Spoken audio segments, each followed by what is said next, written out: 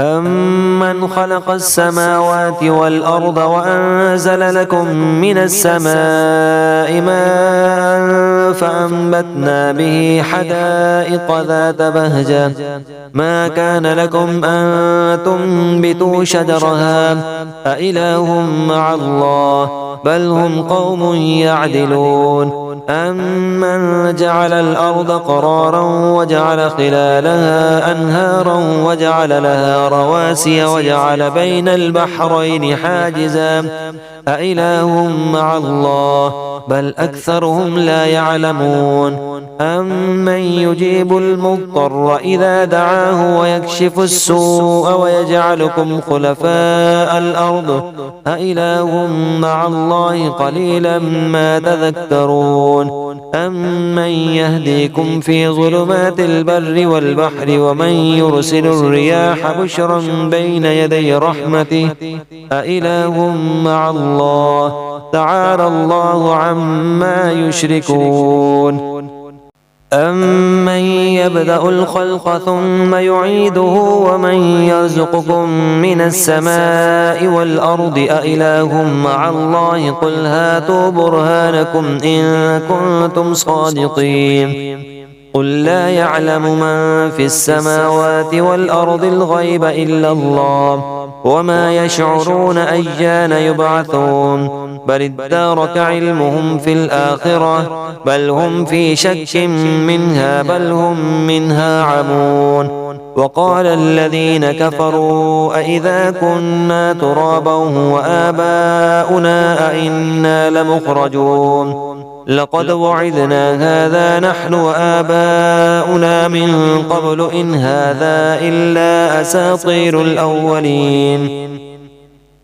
قُلْ سِيرُوا فِي الْأَرْضِ فَانظُرُوا كَيْفَ كَانَ عَاقِبَةُ الْمُجْرِمِينَ وَلَا تَحْزَنْ عَلَيْهِمْ وَلَا تَكُن فِي ضَيْقٍ مِّمَّا يَمْكُرُونَ وَيَقُولُونَ مَتَىٰ هَٰذَا الْوَعْدُ إِن كُنتُمْ صَادِقِينَ قُلْ عَسَىٰ أَن يَكُونَ رَدِفَ لَكُم بَعْضُ الَّذِي تَسْتَعْجِلُونَ وَإِنَّ رَبَّكَ لَذُو فَضْلٍ عَلَى النَّاسِ وَلَٰكِنَّ أَكْثَرَهُمْ لَا يَشْكُرُونَ وَإِنَّ رَبَّكَ لَيَعْلَمُ مَا تُكِنُّ صُدُورُهُمْ وَمَا يُعْلِنُونَ وَمَا مِنْ غَائِبَةٍ فِي السَّمَاءِ وَالْأَرْضِ إِلَّا فِي كِتَابٍ مُّبِينٍ إِنَّ هَٰذَا الْقُرْآنَ يَقُصُّ عَلَىٰ بَنِي إِسْرَائِيلَ أَكْثَرَ الَّذِي هُمْ فِيهِ يَخْتَلِفُونَ وَإِنَّهُ لَهُدًى وَرَحْمَةٌ لِّلْمُؤْمِنِينَ إِنَّ رَبَّكَ يَقْضِي بَيْنَهُم بِحُكْمِهِ وَهُوَ الْعَزِيزُ الْعَلِيمُ فَتَوَكَّلْ عَلَى اللَّهِ إِنَّكَ عَلَى الْحَقِّ الْمُبِينِ إِنَّكَ لَا تُسْمِعُ الْمَوْتَىٰ وَلَا تُسْمِعُ الصُّمَّ الدُّعَاءَ إِذَا وَلَّوْا مُدْبِرِينَ وَمَا أَنتَ بِهَادِ الْعُمْيِ عَن ضَلَالَتِهِمْ إِن تُسْمِعُ إِلَّا مَن يُؤْمِنُ بِآيَاتِنَا فَهُم مُّسْلِمُونَ وَإِذَا وَقَعَ الْقَوْلُ عَلَيْهِمْ أَخْرَجْنَا لَهُمْ دَابَّةً مِّنَ الْأَرْضِ تُكَلِّمُهُمْ أَنَّ النَّاسَ كَانُوا بِآيَاتِنَا لَا يُوقِنُونَ وَيَوْمَ نَحْشُرُ مِن كُلِّ أُمَّةٍ فَوْجًا مِّمَّن يُكَذِّبُ بِآيَاتِنَا فَهُمْ يُوزَعُونَ حَتَّىٰ إِذَا جَاءُوا وَقَالَ أَكَذَّبْتُم بِآيَاتِي وَلَمْ تُحِيطُوا بِهَا عِلْمًا أَم مَّاذَا كُنتُمْ تَعْمَلُونَ وَوَقَعَ الْقَوْلُ عَلَيْهِم بِمَا ظَلَمُوا فَهُمْ لَا يَنطِقُونَ أَلَمْ يَرَوْا أَنَّا جَعَلْنَا اللَّيْلَ لِيَسْكُنُوا فِيهِ وَالنَّهَارَ مُبْصِرًا إِنَّ فِي ذَٰلِكَ لَآيَاتٍ لِّقَوْمٍ يُؤْمِنُونَ وَيَوْمَ يُنفَخُ فِي الصُّورِ فَفَزِعَ مَن فِي السَّمَاوَاتِ وَمَن فِي الْأَرْضِ إِلَّا مَن شَاءَ اللَّهُ وَكُلٌّ أَتَوْهُ دَاخِرِينَ وَتَرَى الْجِبَالَ تَحْسَبُهَا جَامِدَةً وَهِيَ تَمُرُّ مَرَّ السَّحَابِ صُنْعَ اللَّهِ الَّذِي أَتْقَنَ كُلَّ شَيْءٍ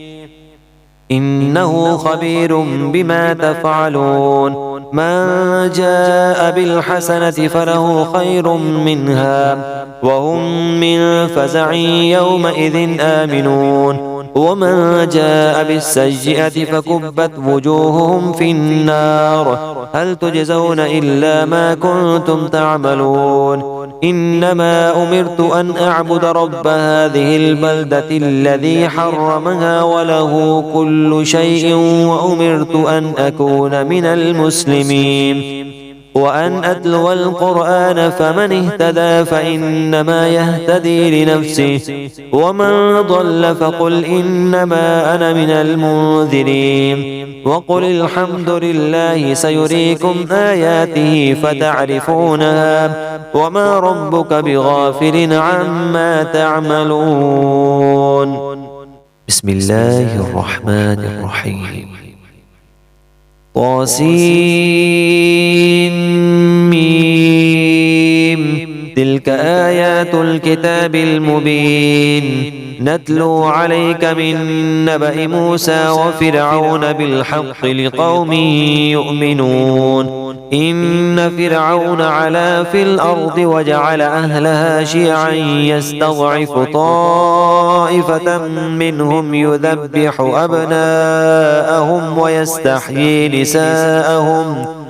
إنه كان من المفسدين ونريد أن نمن على الذين استضعفوا في الأرض ونجعلهم أئمة ونجعلهم الوارثين ونمكن لهم في الأرض ونري فرعون وهامان وجنودهما منهم ما كانوا يحذرون وأوحينا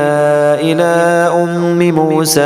أن أرضعيه فإذا خفت عليه فألقيه في اليم ولا تخافي ولا تحزني إنا رادوه إليك وجاعلوه من المرسلين فالتقطه آل فرعون ليكون لهم عدوا وحزنا إن فرعون وهامان وجنودهما كانوا خاطئين. وقالت امرأة فرعون قرة عين لي ولك لا تقتلوه عسى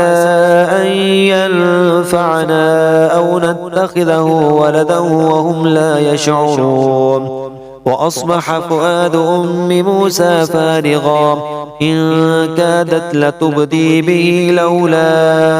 أن ربطنا على قلبها لتكون من المؤمنين. وقالت لأخته قصيه فبصرت به عن جنب وهم لا يشعرون. وحرمنا عليه المراضع من قبل فقالت هل أدلكم على أهل بيت يكفلونه لكم وهم له ناصحون. فرددناه إلى أمه كي تقر عينها ولا تحزن ولتعلم أن وعد الله حق ولكن أكثرهم لا يعلمون. ولما بلغ أشده واستوى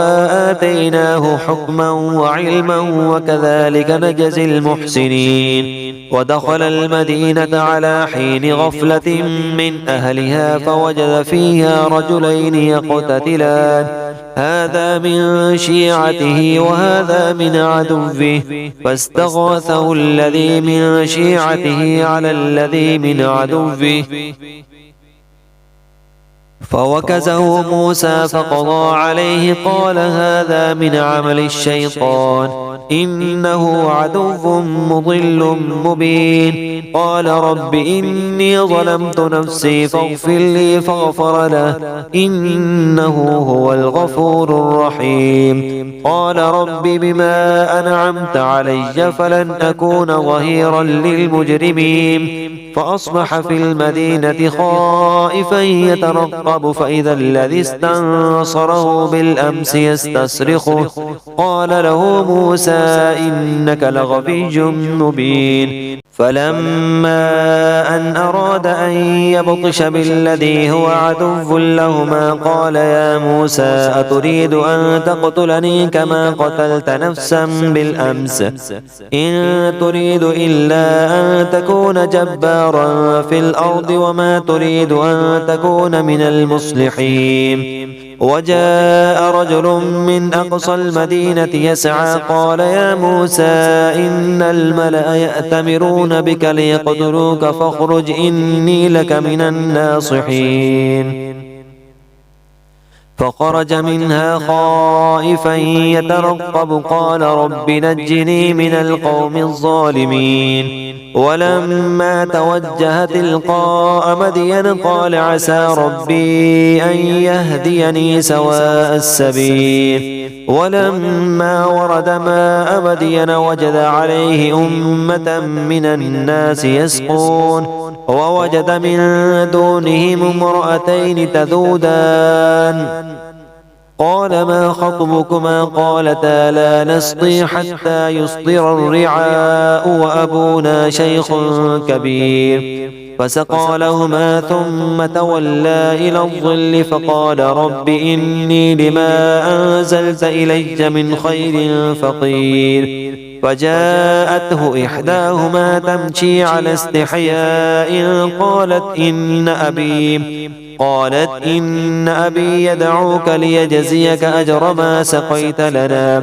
فلما جاءه وقص عليه القصص قال لا تخف نجوت من القوم الظالمين. قالت إحداهما يا أبت استأجره إن خير من استأجرت القوي الأمين. قال إني أريد أن أنكحك إحدى ابنتي هاتين على أن تأجرني 8 حجج فإن أتممت 10 فمن عندك وما أريد أن أشق عليك ستجدني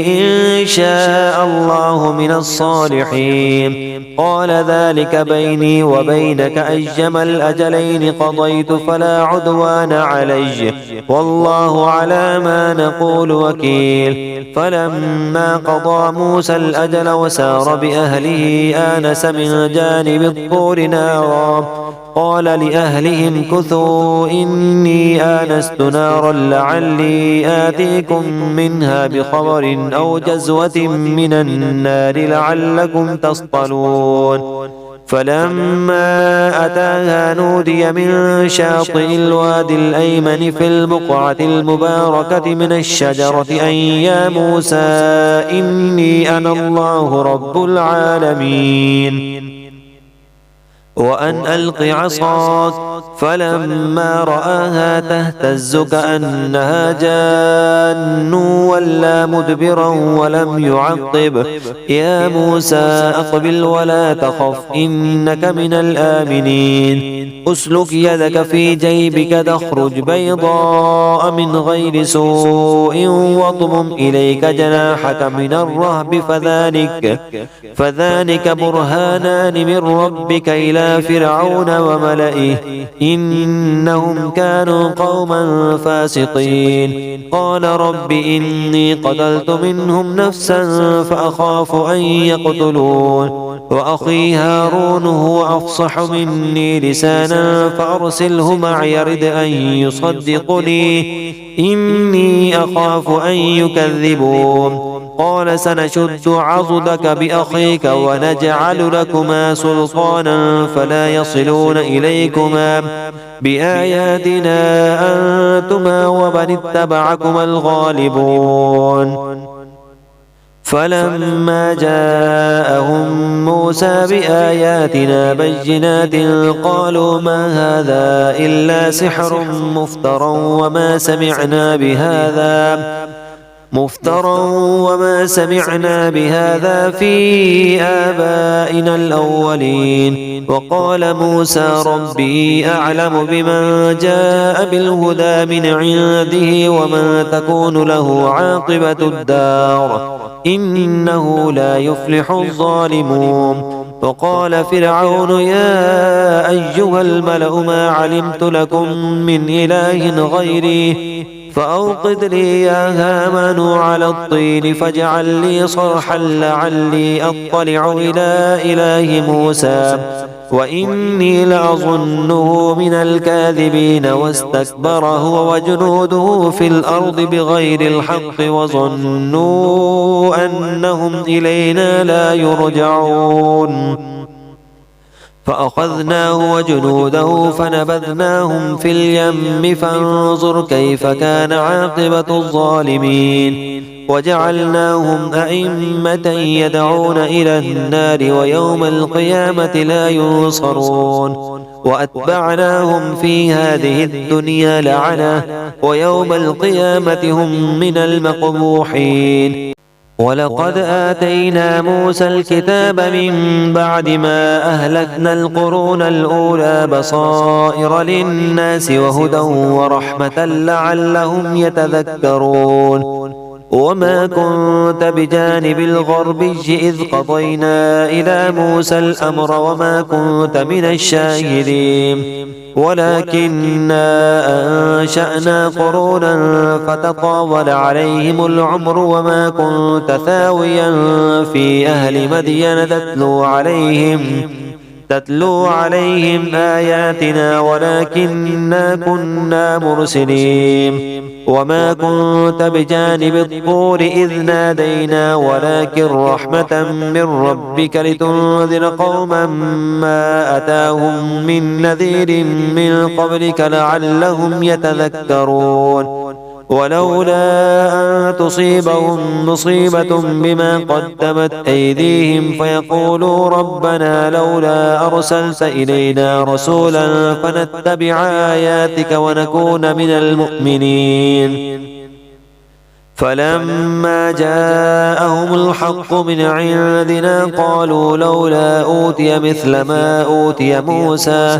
أولم يكفروا بما أوتي موسى من قبل قالوا سحران تظاهرا وقالوا إنا بكل كافرون قل فأتوا بكتاب من عند الله هو أهدى منهما أتبعه إن كنتم صادقين فإن لم يستجيبوا لك فاعلم أنما يتبعون أهواءهم ومن أضل ممن اتبع هواه بغير هدى من الله إن الله لا يهدي القوم الظالمين ولقد وصلنا لهم القول لعلهم يتذكرون الذين آتيناهم الكتاب من قبله هم به يؤمنون وإذا يتلى عليهم قالوا آمنا به إنه الحق من ربنا إنا كنا من قبله مسلمين أولئك يؤتون أجرهم مرتين بما صبروا ويدرؤون بالحسنة السيئة ومما رزقناهم ينفقون وإذا سمعوا اللغو أعرضوا عنه وقالوا لنا أعمالنا ولكم أعمالكم سلام عليكم لا نبتغي الجاهلين إنك لا تهدي من أحببت ولكن الله يهدي من يشاء وهو أعلم بالمهتدين وقالوا إن نتبع الهدى معك نتخطف من أرضنا أولم نمكن لهم حرما آمنا يجبى إليه ثمرات كل شيء رزقا من لدنا ولكن أكثرهم لا يعلمون وكم أهلكنا من قرية بطرت معيشتها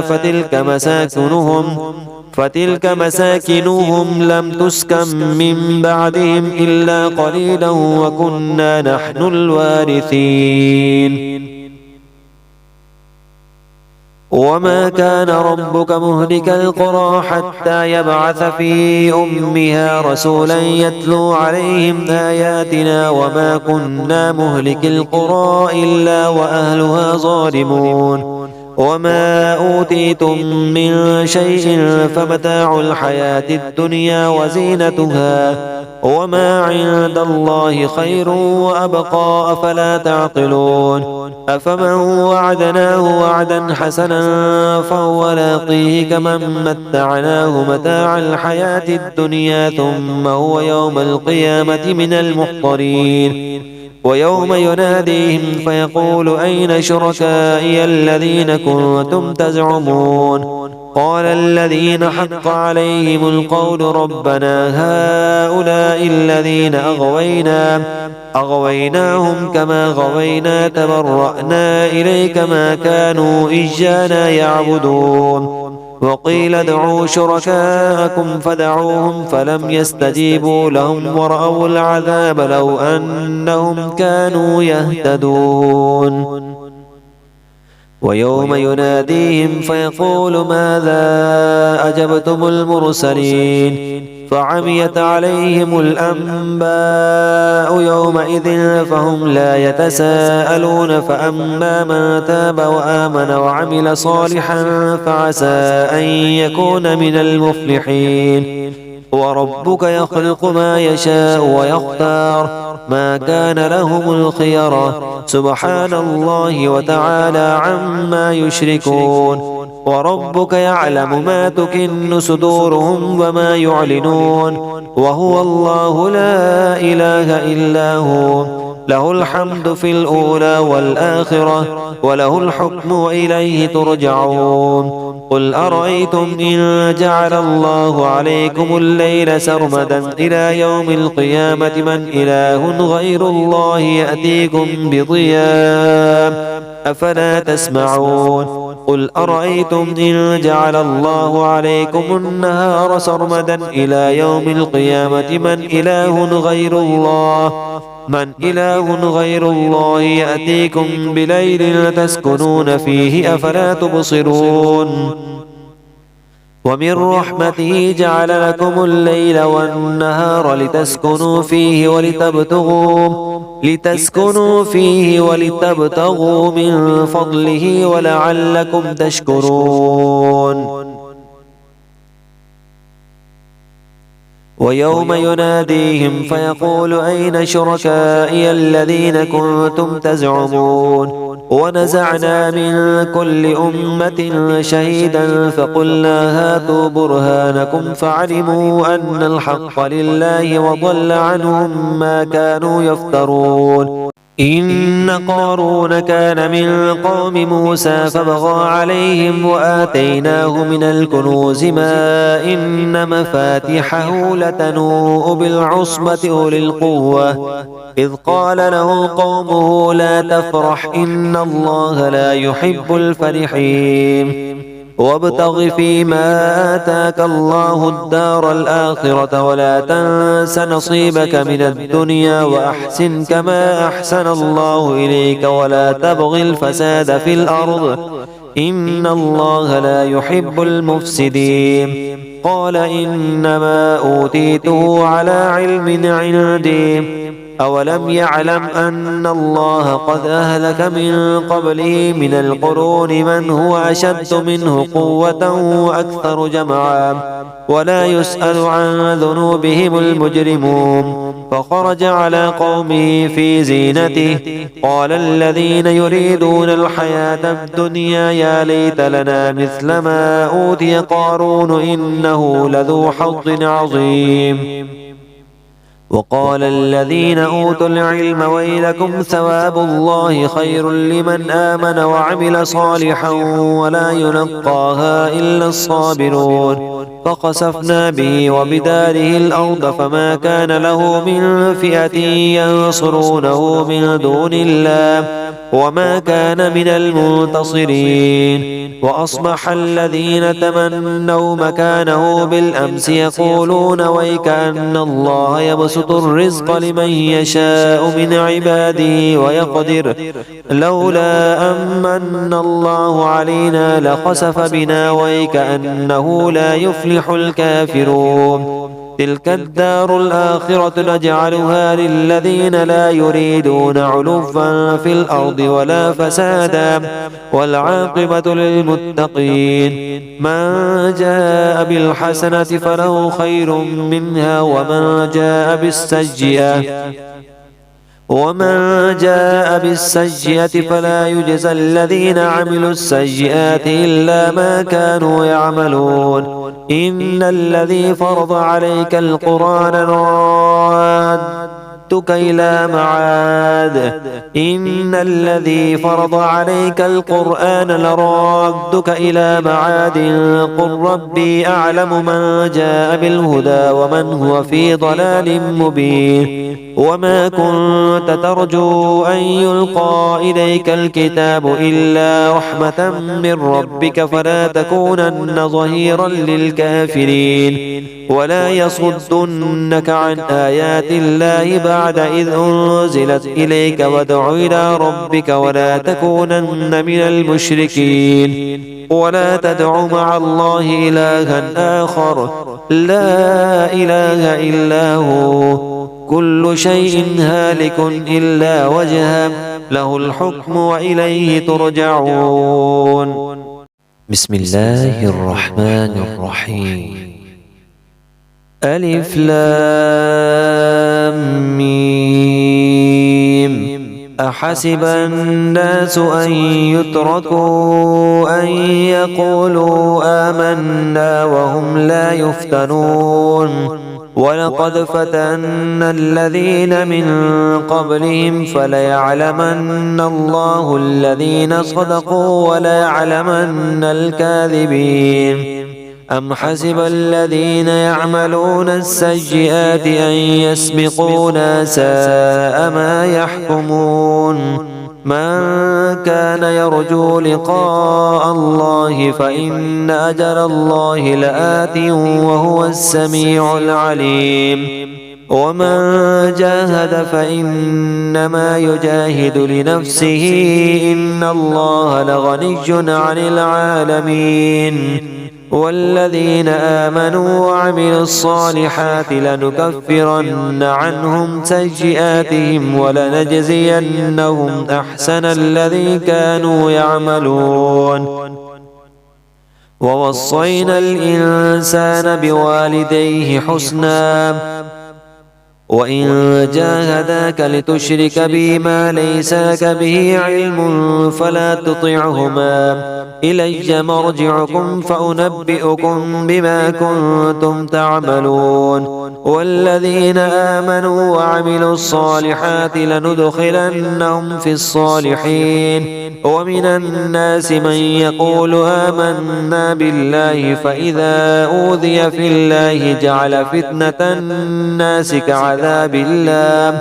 ولئن جاء نصر من ربك ليقولن إنا كنا معكم أوليس الله بأعلم بما في صدور العالمين. وليعلمن الله الذين آمنوا وليعلمن المنافقين. وقال الذين كفروا للذين آمنوا اتبعوا سبيلنا ولنحمل خطاياكم وما هم بحاملين من خطاياهم من شيء إنهم لكاذبون. وليحملن أثقالهم وأثقالا مع أثقالهم وليسألن يوم القيامة عما كانوا يفترون. ولقد أرسلنا نوحا إلى قومه فلبث فيهم 1000 سنة إلا 50 عاما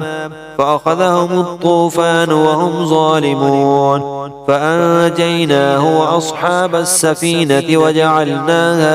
آية للعالمين. وإبراهيم إذ قال لقومه اعبدوا الله واتقوه ذلكم خير لكم إن كنتم تعلمون. إنما تعبدون من دون الله أوثانا وتخلقون إفكا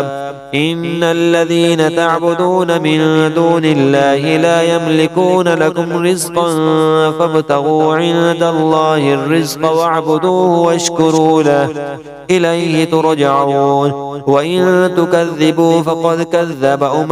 من قبلكم فما على الرسول إلا البلاغ المبين. أولم يروا كيف يبدئ الله الخلق ثم يعيده إن ذلك على الله يسير قل سيروا في الأرض فانظروا كيف بدأ الخلق ثم الله ينشئ النشأة الآخرة إن الله على كل شيء قدير يعذب من يشاء ويرحم من يشاء وإليه تقلبون وما أنتم بمعجزين في الأرض ولا في السماء وما لكم من دون الله من ولي ولا نصير والذين كفروا بآيات الله ولقائه أولئك يئسوا من رحمتي وأولئك لهم عذاب أليم فما كان جواب قومه إلا أن قالوا اقتلوه أو حرقوه فأنجاه الله من النار إن في ذلك لآيات لقوم يؤمنون وقال إنما اتخذتم من دون الله أوثانا مودة بينكم في الحياة الدنيا ثم يوم القيامة يكفر بعضكم ببعض ويلعن بعضكم بعضا